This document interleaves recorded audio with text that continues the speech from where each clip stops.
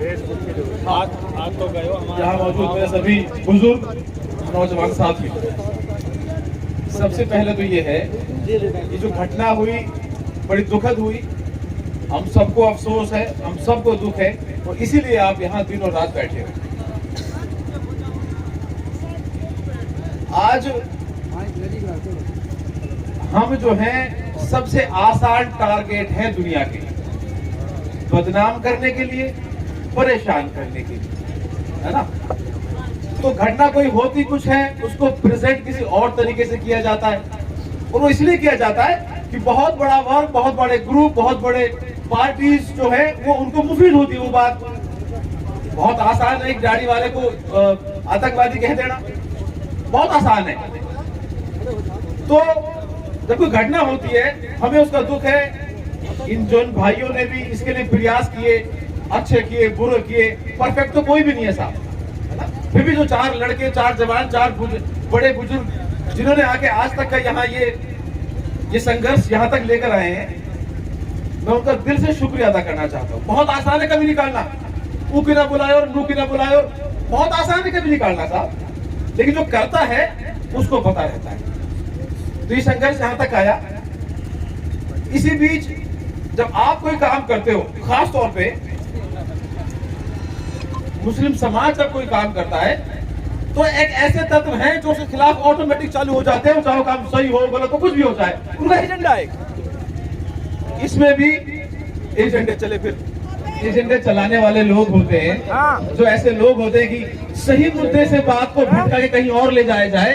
उन्होंने 3-4 दिन खूब एजेंडे चलाए।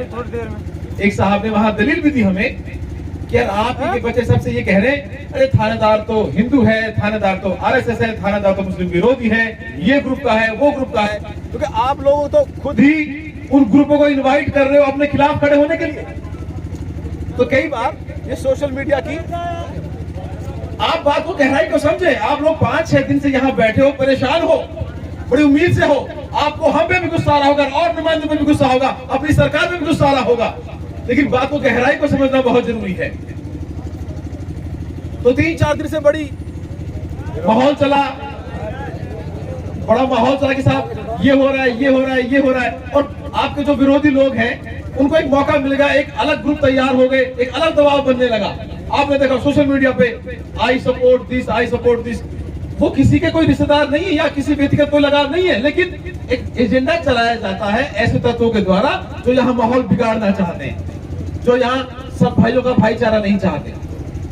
तो और जब ऐसे माहौल होते हैं तो जो राजनीतिक लोग हैं या जो जिम्मेदार लोग जो बरादरी के बैठे हैं या फिर हम जैसे लोग जिन्होंने आपको कौन हमें कहाँ भेज दिया, तो उन्हें बहुत सोचना पड़ता है कि कोई ऐसा निर्णय एक हो जिससे कल को माहौल खराब हो, किसी और को और मौका मिले, तो उसकी गंभीरता को समझने के लिए बैठना पड़ता है और सुनना पड़ता है, सुनाना भी पड़ता है।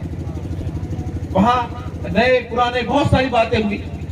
वहां जो लोग थे वो हमारे खिलाफ नहीं थे, वो हमारा साथ देना चाहते थे, लेकिन वो उस चीज को भी कहना चाह रहे थे कि ऐसा क्यों होता है कि दूसरों को मौका मिल जाता है, हम पहले क्यों नहीं एक तरीके से अच्छा बना के हम लोग सभी बिरादरी को जोड़ के, हमें जोड़ के इस माहौल को बनाते। ये बात यहाँ तक पहुंचती नहीं, दूसरों को मौका मिलता ही नहीं। उन बातों के लिए चौधरी फजल साहब, सदर साहब, असगर भाई, इमरान जी, फतुह सरपंच साहब और वहां मौजूद जितने भी लोग थे, सबने उनका पेट भरा। तो भाई चलो जो भी बात हुई ऐसी है। एक और बात, यहाँ किसी की जीत या किसी की हार नहीं हो रही है, हम लोग न्याय के लिए बैठे हैं, हमें किसी में जीत नहीं चाहिए। हमारे बुजुर्ग के साथ गलत हुआ है, उसको न्याय मिलना चाहिए, भाई इतनी तो बात है। हमें किसी थानेदार से कोई नफरत नहीं है, हमें किसी सरकार से कोई नफरत नहीं, प्रशासन से कोई नफरत नहीं है। और जो बात अभी मैं बता दूंगा, तो कल को सब अपनी फेसबुक जो, अच्छा ये फेसबुक सोशल मीडिया का जमाना है साहब, इसके फायदे हैं तो इसके नुकसान भी हैं। इन पिछले 4-5-10 सालों ने जो सबसे ज्यादा नफरत फैलाने का काम किया है इस सोशल मीडिया ने किया है। और कुछ लोग तो कर रहे हैं एक एजेंडे के तहत, जो लोग चाहते हैं नफरत फैलाना। पर मैं यकीन के साथ कह सकता हूं कि यहाँ बैठे हुए लोग कोई नहीं चाहता कि नफरत फैलाना, क्योंकि इस नफरत ने सबसे ज्यादा नुकसान हमें किया है। छोटे और बड़े हिस्सों में बांट दिया गया, अल्पसंख्यक के नाम पे 15-20% पे लिमिट कर दिया गया हमें, हमारी जायज डिमांड को, हमारी जायज मांगों को, हमारी परेशानियों को। तो इस बांटने के काम में सबसे ज्यादा नुकसान हमारा हो रहा है। हम नहीं चाहते हमें कोई बांटे।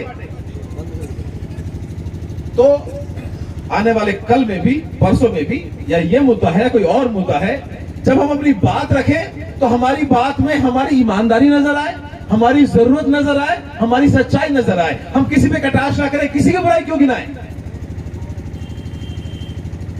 सारी बातें हुई। ये भी कंसर्न राजा कि साहब, आज तो चलो फैसला आपके मुताबिक हो जाता है, जो माहौल बिगाड़ने वाले लोग हैं कल को वो आपके सामने तंबू लगा के बैठ जाएंगे, फिर प्रशासन क्या करेगा। बहुत सारी बातें हैं।